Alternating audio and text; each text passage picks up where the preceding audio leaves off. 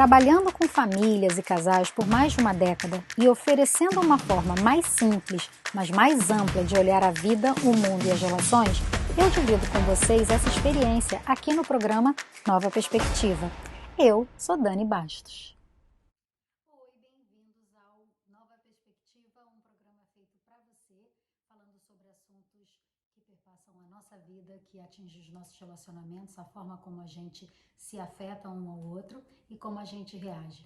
Então, o tema de hoje a gente vai falar sobre maternidade, sobre criação com amor e não criação com apego.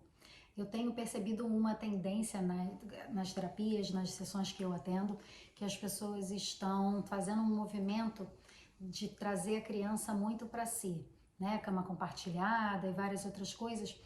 A minha intenção aqui não é em colocar nenhum julgamento em qualquer escolha que você faça que você acha que serve para sua família. Eu vou te dar os prós e contras de todas as opções oferecidas e todas as práticas que a gente estabelece e vê hoje em dia. Por quê? Porque tudo tem prós e contras. Você tem que saber o que adapta melhor para o seu estilo de vida, para o seu tipo de família. Então, obviamente, cada criança tem um temperamento. E eu tenho visto que as pessoas estão falando muito de criação com apego, como se fosse uma criação mais amorosa. O amor, ele é a estrutura do relacionamento. A criança se sente segura, a relação que a criança vai ter em relação à vida é o quanto ela se sente segura para caminhar por si mesma. É o quanto ela vai se sentir competente e capaz para tomar as decisões, para fazer suas próprias escolhas, principalmente quando os pais não estiverem por perto. Então, a criação com apego, ela vai de encontro a essa independência que o ser humano precisa para sobreviver, porque nós somos seres impermanentes.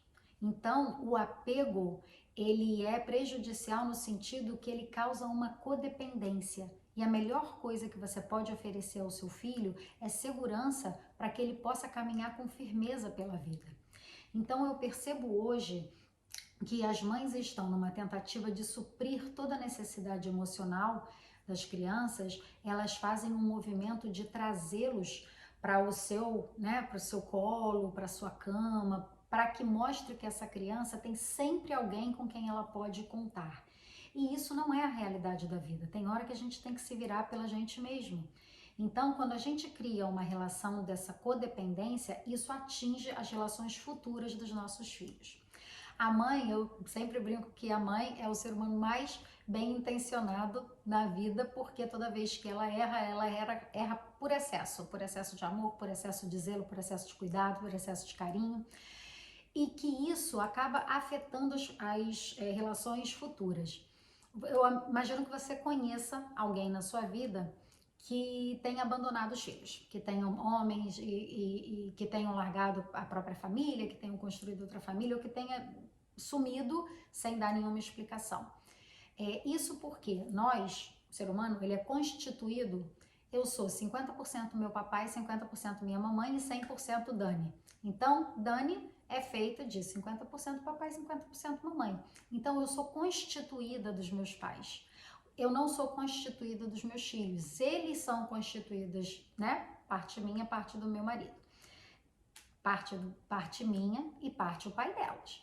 Então, o mais importante é que a gente entenda que esse vínculo precisa ser, ele é necessário por um período da vida, mas depois a criança precisa conseguir sair para a vida para constituir os próprios laços afetivos. E quando ela sente nessa relação simbiótica, onde um completa o outro, onde a criança não sabe onde termina a mamãe e começa ele, essa relação ela fica capenga, a criança vai pela vida insegura ou achando que ela precisa de algo maior que ela para protegê-la. E por que isso não é bacana? Porque na estruturação do ego dessa criança, ela precisa saber que ela é um ser independente, ela precisa saber que ela é capaz, que ela é competente, que é possível caminhar pela vida pelas próprias pernas, com o apoio, o amor e a companhia, o suporte emocional que os pais têm para oferecer. Os pais adultos e maduros, eles sabem que com o tempo a função dele, a função materna, a função paterna vai ficando desnecessária à medida que a criança vai crescendo e se tornando mais independente. E é isso que a gente quer. A gente quer que os nossos filhos fiquem independentes da gente. Dói pro pai e pra mãe? Dói. Dói um pouquinho. Porque a gente tem aquela criança que fez, né? No caso da mamãe, gerou, nutriu, amamentou, etc. Então, a gente sente que quando esse vínculo vai se estreitando no sentido de ficando mais fino e não se estreitando no sentido de ficando mais próximo, a gente sente esse vazio, né? Tem a síndrome do ninho vazio, que é quando os filhos deixam a casa. Na adolescência das crianças, eu percebo que os pais ficam carentes dos filhos, porque eles percebem que os filhos não querem mais passar tanto tempo com eles, que eles não têm mais o mesmo prazer de estar em contato com os pais quanto eles tinham quando eles eram menores. E isso, gente, é normal. Os filhos trocam os pais, entre aspas, pelos amigos na adolescência, quando eles estão estruturando o próprio pensamento, as próprias amizades, eles estão fixando os elos deles. E aquilo é muito importante para o futuro. Então, é muito importante que os pais sejam maduros o suficiente para saber que é a hora de ficar e a hora de deixar ir, né? A hora de segurar o filho e na hora de impulsionar o filho. Porque adultos maduros, adultos que têm a própria vida, que têm a própria profissão, e isso, gente, não tem julgamento nenhum. Cada história é uma história. Tem pessoas que trabalham fora, tem pessoas que não trabalham e tá tudo certo. Né? Não é de forma nenhuma uma forma de fazer única e exclusiva. Aquilo tem que ser adequado para o seu tipo de família. Mas emocionalmente, para a criança, quando a mãe e o pai, a vida não é exclusivamente dedicada a eles, eles se sentem livres para voar. Eles se sentem livres para seguir o próprio caminho sem culpa. E a educação com apego, ele faz um movimento inverso. Ele cria uma dependência de que a criança sente traindo o pai e a mãe no momento em que ele faz esse movimento de expansão, de ir em busca daquilo que é importante para ele. Seu filho e sua filha têm que estar pronto para fazer os vínculos futuros, né? Se eles quiserem se casar e ter a própria família deles, que eles tenham a liberdade de formar essa família sem ficar devendo nada para a família de origem. É muito difícil a quebra do vínculo da criança com a família de origem, com o adulto com a família de origem. Então, mas isso faz com que ele crie um lastro fraco para a nova família que ele venha a formar futuramente. Então, o apego em todas as coisas, nas coisas materiais, nas coisas emocionais, ele causa essa relação de dependência. Tem pessoas, tem crianças, você vai observar que cada criança é diferente. Observa o temperamento do seu filho. Tem criança que não consegue se desfazer das coisas. Ele tem um apego emocional, inclusive com coisas materiais. Ele não consegue dividir os brinquedos, ele não consegue desapegar quando ele já não brinca mais. Ele quer aquele acúmulo. Aquele acúmulo é decorrente de uma falta. Claro que tem crianças que são mais apegadas naturalmente. Então, com essas crianças, a gente tem que fazer esse exercício do desapego. Mostrar que as coisas têm uma finalidade por um tempo determinado. Quando você cresce, você já não tem mais interesse, é hora de desapegar daquilo para que algo novo surja. Então, perceba que você tem, provavelmente no seu círculo de amizades, pessoas que têm muita dificuldade de estabelecer novos vínculos, de fechar ciclos que às vezes não são mais saudáveis, não são mais proveitosos, não são mais prazerosos, e eles continuam porque eles não conseguem romper. Eu percebo um movimento nos adultos que tem gente que não consegue romper com uma amizade tóxica, que não consegue estabelecer um limite nos seus relacionamentos, porque ele tem esse apego de acumular as coisas, os sentimentos, as pessoas, ele não consegue abrir mão de nada. Quando ele não consegue abrir mão de nada, o que ele cria é uma poluição. Eu tenho duas filhas, a minha filha mais nova, que vai fazer 7 anos, ela tem uma relação mais apegada com as coisas.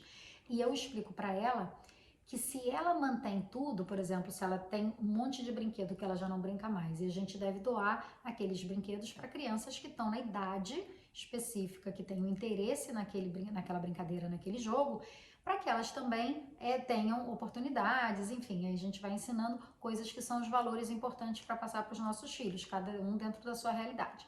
E eu sempre coloco para ela, quando eu falo que a gente vai doar coisas, para ela separar umas coisas para doar, eu percebo que ela fica sentida, que ela fica ainda apegada. E aí eu conversei com ela e expliquei para ela que quando a gente guarda tudo, nada é especial. Então, que a gente tem que saber que há ciclos nas coisas, nas situações e na vida, que eles vêm, cumprem um propósito, ele se encerra e a gente desapega daquilo e deixa ir.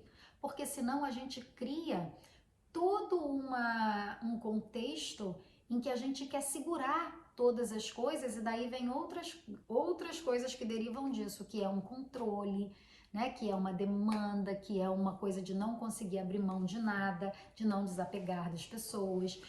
Entra relações que criam esse laço que são alimentados por determinadas neuroses que não são saudáveis, nem para a gente, nem para os nossos filhos. Observe que tem crianças que não conseguem brincar num grupo. Ela escolhe, ela elege uma pessoa, um amiguinho, uma amiguinha, e ela só brinca com aquela criança. No momento em que essa criança quer brincar com outra pessoa e quer acrescentar uma outra criança nessa brincadeira, a criança que é muito apegada, ela rejeita. Ela quer a pessoa só para ela, porque ela está acostumada a ter o pai e a mãe só para ela. Então ela não sabe interagir num grupo grande. Observa na sua vida como é que é o comportamento da sua criança e começa a tentar trabalhar num movimento de acrescentar outras informações e outras coisas, outras emoções para que ela saiba lidar. Quanto mais ferramenta emocional você der para o seu filho, mais seguro ele vai ficar, mais capaz e competente ele vai ficar de não só estabelecer novos vínculos e elos, como de manter, porque tem muita gente que tem facilidade de conquistar as coisas, mas elas não têm a habilidade depois de mantê-las. Então, é muito importante que vocês tenham essa consciência, porque parentalizar não é apenas criar. Criar até bicho cria, mas educar é uma função muito importante para a nossa humanidade. Pitágoras falava uma frase que é: eduque as crianças para não precisar punir os adultos. E eu acredito plenamente nessa frase. Eu acho que a educação, ela é a base de tudo. A gente pega uma criança, a gente parte do princípio que ela está no não saber. Ela não sabe as coisas. Tem pessoas que falam que a criança é uma página em branco e que você vai escrever. Eu absolutamente não concordo com essa informação. Eu realmente, com essa afirmação. A criança não é uma página em branco, a criança ela já é um sujeito, ela já tem uma assinatura da alma dela. Essa criança já veio com habilidades, propósitos e um monte de outras coisas que a gente, como pai, está aqui para descobrir, para ajudá-los a entrar em contato com a própria verdade, não impor para eles a verdade da gente. Então, abrir caminho para que esse ser surja, para que esse ser se elabore como pessoa, com as habilidades e todas as coisas. O papel dos pais é observar as características positivas e negativas de seus filhos para poder orientá-los de uma forma em que gere menos dano, menos dor e mais amor e mais coisas positivas. Então, observa a característica dos seus filhos não para julgar ou punir, mas para ensiná-los o caminho correto. Eu acredito muito na psicologia positiva, que a gente foca naquilo que a criança precisa fazer e não naquilo que ela errou. Então, toda vez que a criança erra em alguma situação, a gente a conduz para o acerto. Em vez de martelar na cabeça dela o quanto ela errou, o quanto ela é incompetente, enfim, desastrada, isso, aquilo, a gente vai mostrar para ela como seria aquilo na versão certa. Como seria fazer a parte certa daquela escolha que ela fez. Como pode melhorar isso? Então, a parentalidade consciente nada mais é do que você saber o que você está fazendo na hora de educar e saber o porquê que está fazendo. Não é dizer o sim pelo sim porque quer agradar a criança, porque não dá conta de ver a criança sofrer. Não é dizer o não porque você acha que a criança precisa de limite e tem que lidar com a frustração. É saber o porquê dizer sim, quando dizer sim, é saber quando dizer não, por que que disse não. Saber que tudo aquilo que a gente está ensinando para os nossos filhos, a gente está criando um lastro positivo ou negativo. Então, o impacto das nossas ações para a vida dos nossos filhos, ela é imensa. Então, saber o que está fazendo, não ir tateando, né, e parentalizar as cegas, a gente pode fazer melhor. Né? A gente tem condições de se instruir. Hoje tem muita informação. Eu sempre conto essa história, a gente repete muitos comportamentos que a gente viu, né? Então, tem a história de uma menininha que via a mãe cozinhar e a mãe pegava uma carne grande e ela cortava os finais da carne, as pontas da carne, e fazia numa panela separada. Então, ela fazia a mesma carne em duas panelas diferentes. E aí, um dia a menina perguntou para ela, a filha perguntou, mamãe, por que você corta as pontas da carne e faz numa outra panela? E aí, a mãe respondeu, porque a sua avó fazia assim. Ela, eu vou ligar para minha avó. E a avó dela falou para ela, minha filha, a minha mãe fazia assim. Aí ela, você pode perguntar para por que a sua mãe fazia assim? E quando a avó dela perguntou para a bisavó dela o porquê que ela cortava as pontas da carne, a bisavó dela falou, a minha panela era pequena, não cabia a carne inteira. Então eu cortava a ponta das carnes e fazia numa outra panela porque não cabia a carne toda. Então, essa bisavó, no tempo dela, ela tinha uma dificuldade e ela arrumou uma solução para aquela dificuldade que se apresentou. Na filha dela, aquilo já não era necessariamente verdade. Então, a filha dela não precisava ter esse trabalho extra, não precisava operar às cegas, repetindo um comportamento que já não fazia sentido. E esse comportamento foi passando de geração para geração sem que as pessoas questionassem, até que chegou essa criança muito observadora e fez essa pergunta. E a mãe percebeu assim que ela repetia num modo operacional absolutamente inconsciente, no piloto automático, ela repetia e não refletia sobre as situações da vida dela. E é esse aprendizado que a gente vai trocar aqui toda semana, que a gente vai se conectar, se comunicar e que a gente vai, eu estou esperando o feedback de vocês, eu estou esperando essa troca, que a gente vai fazer esse conteúdo especificamente para vocês terem um espaço aqui aberto para a gente colocar, para a gente responder dúvidas e vai trazendo tema, vai sugerindo coisas bacanas e até o próximo Nova Perspectiva. Então, gente, eu vejo vocês de volta no próximo Nova Perspectiva. Se vocês tiverem alguma dúvida, alguma questão, mande para mim, mande para a Queens United, a gente vai ficar de olho, a gente vai responder, a gente vai interagir com vocês. Quem sabe você não sugere o tema do próximo programa. Até já, até semana que vem.